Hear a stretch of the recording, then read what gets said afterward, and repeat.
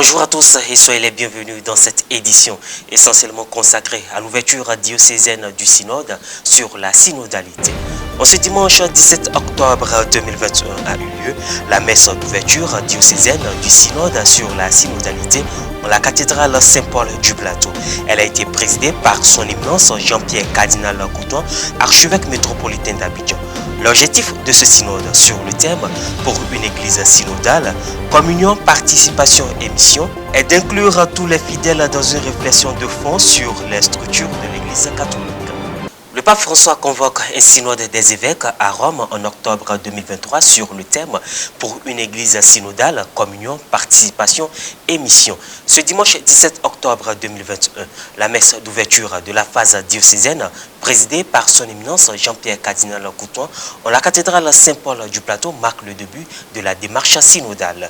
Pour l'archevêque métropolitain d'Abidjan, il est important de marcher ensemble et de se mettre à l'écoute de l'Esprit Saint.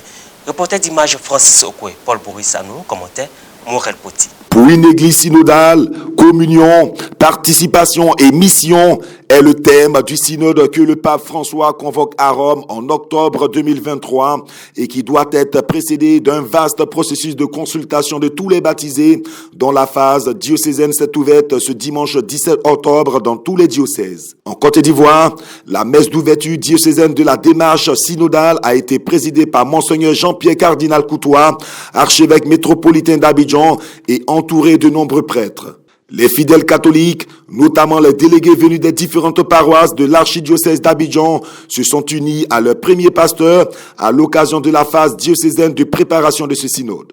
Ce synode porte donc sur la synodalité, un mot peu utilisé qui signifie marcher ensemble. Lors de son homélie, le cardinal Jean-Pierre Coutan a affirmé que les textes que nous avons entendus sont importants et nous révèlent chacun à sa manière un pan de ce synode.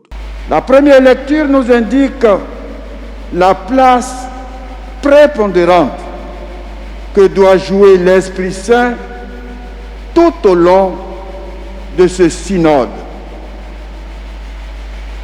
La deuxième lecture, elle, nous invite à ne pas oublier que nous formons un seul corps avec plusieurs parties où chacun a de la valeur. Enfin, le texte de l'Évangile peut être compris comme la conclusion de ce synode, sans anticiper le travail qui va être accompli. Lui qui nous dit ce que nous sommes appelés à être pour le monde dans lequel nous vivons, celle de la terre et lumière du monde. Pour lui, cette démarche synodale nous rappelle que l'Église est sans cesse en marche à la suite du Christ, ouverte à l'écoute réciproque et au dialogue bienveillant dans la diversité de tous les baptisés. Le synode sur la synodalité, un temps d'écoute. Comme le stipule le questionnaire qui oriente ce synode, l'écoute est le premier pas, mais demande d'avoir l'esprit et le cœur ouverts, sans préjugés. Vers qui notre Église particulière a-t-elle un manque d'écoute? Le synode sur la synodalité, un événement qui concerne tous les chrétiens, fidèles laïcs, clercs et personnes consacrées. Plus simplement, il s'agit pour nous de nous poser les bonnes questions.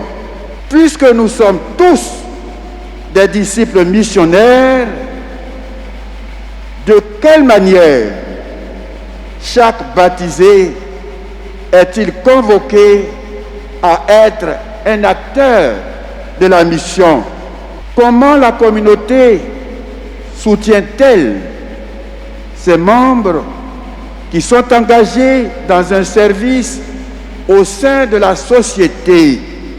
Au cours de cette célébration eucharistique, tous les fidèles de l'archidiocèse ont officiellement été invités à prendre leur part à la réflexion du synode sur la synodalité, sur notre manière de marcher ensemble pour faire vivre ensemble notre Église. Il n'y a plus de chrétiens consommateurs, c'est-à-dire ceux qui viennent à l'église seulement comme à une station d'essence, ils remplissent leur voiture, hop, et ils sont partis à la maison.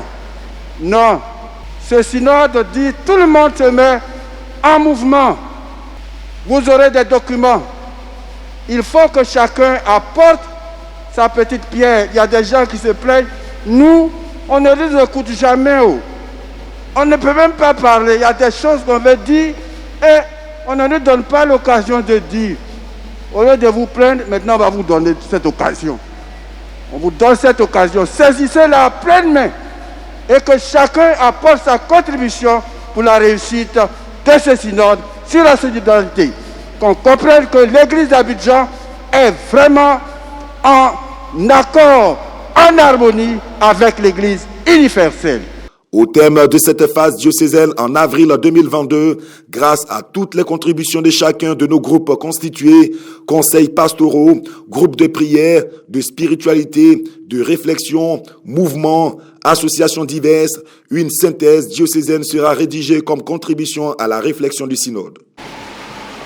En ce jour de l'ouverture du synode, nous avons la joie de vous informer au niveau national de la formation de l'équipe de contact.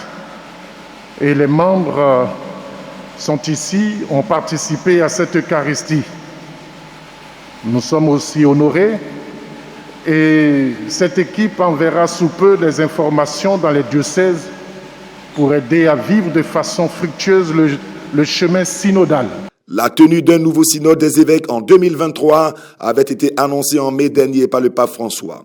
C'est le 10 octobre 2021, en la basilique Saint-Pierre de Rome, que le Saint-Père a lancé le vaste chemin synodal qui doit durer 2 ans dans l'Église catholique. Voyons à présent les propos des fidèles chrétiens recueillis au terme de la célébration eucharistique marquant l'ouverture diocésaine du synode sur la synodalité qui a vu la participation des délégations venues des différentes paroisses de l'archidiocèse d'Abidjan. En tant que laïcs engagés, nous pensons aujourd'hui que l'Église nous donne aussi l'occasion à nous aussi de nous exprimer. Et le message du cardinal est clair. Nous aussi, nous avons notre point de vue à donner sur tout ce qui se passe dans notre Église. Et la pêche est tendue à tous les laïcs engagés. Par ce message du cardinal que nous avons entendu tout à l'heure, nous sommes propulsés et rigoureux pour encore accomplir notre mission comme le Seigneur nous le demande, avec l'Église, dans l'Église et pour son Église. Nous lui disons merci pour cette occasion qu'il nous donne et aussi cette chance qu'il nous donne de pouvoir nous exprimer sur la chose de l'Église, de donner nos consentements, nos avis et puis aussi nos préoccupations. Quand il a dit avant de sortir de cette messe que cette année, personne ne doit rester en marge. Tout le monde doit apporter sa pierre à l'édifice. Tout le monde doit faire quelque chose dans l'église. Il faut que chacun apporte sa pierre. Et c'est comme ça que nous pourrons ensemble bâtir l'œuvre de Dieu. Et je pense qu'avec ce qu'il a dit, avec sa bénédiction, avec la bénédiction de Dieu, je suis convaincu que nous allons réussir. Cette entrée pastorale est vraiment une grande opportunité que donne l'église et aussi notre archevêque sur la dimension, n'est-ce pas, du synode. Voilà, qui est une vision ensemble pour que tous les chrétiens, quel que soit le bord, soient des personnes engagées. Et déjà, le baptême nous engage à être des chrétiens sel et lumière. L'opportunité nous a donné de nous exprimer. Alors, soyons tous engagés, n'ayons pas peur, soyons tous engagés. Jésus, il appartient à tout le monde. Et cette opportunité, nous pouvons bien la saisir et puis faire avancer l'Église. Et voilà, ainsi se referme cette édition. Merci de l'avoir suivi. Merci de rester sur Ecclesia TV.